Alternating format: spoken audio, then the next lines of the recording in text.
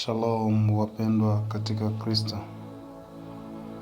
Ni siku nyingine tena ambayo Bwana ametupa kibali ya kuendelea na somo letu endelevu, vita visivyoonekana.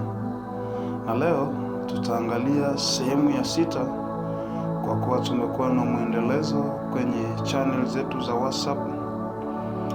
Sijapata neema ya kuweka kwenye linki zetu zingine, lakini somo limekuwa likiendelea kwenye channel za WhatsApp. Na leo tutaangalia eneo linalosema ngome za kiroho zinavyojengwa katika maisha ya mtu. Biblia inasema katika kitabu kile cha Wakorinto wa pili sura ya 10 mstari wa 4 na wa 5, maana silaha za vita si za mwili, bali zina uwezo katika Mungu hata kuangusha ngome.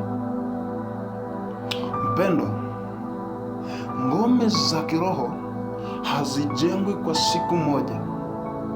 Huanza kwa mawazo madogo madogo, huanza kwa uongo, huanza kwa zile dhambi ambazo unazipuuza. Na nikusii, kama umekuwa na tabia hii ya kupuuzia dhambi ndogo ndogo, uache mpendwa, maana ndiyo ngome tunazozizungumzia ambazo shetani hupitisha mapando yake. Huanza kujengeka ngome za adui ndani ya mtu.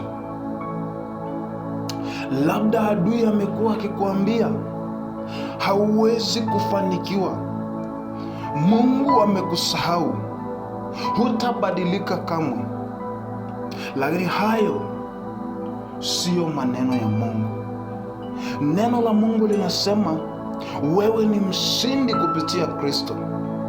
Kila ngome ya hofu, kila ngome ya mashaka ndani yako, kila ngome ya kukata tamaa inaweza kuangushwa kwa nguvu ya neno la Mungu na nguvu ya Roho Mtakatifu. Hivyo simama juu ya ahadi za Mungu mpendwa.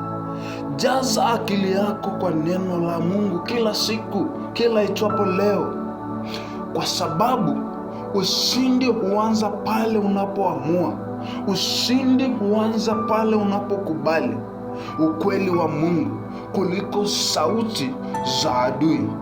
Na Mungu akusaidie sana mpendwa, ili uweze kusimama, ili uweze kuruhusu Roho Mtakatifu afanye kazi ndani yako.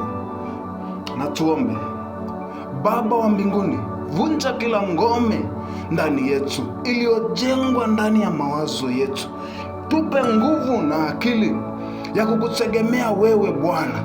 Tujaze kwa neno lako, katika jina la Yesu Kristo tumeomba na kushukuru, amen. Mungu akubariki sana. Tutaendelea wakati mwingine, Mungu akitupa kibali. Amina.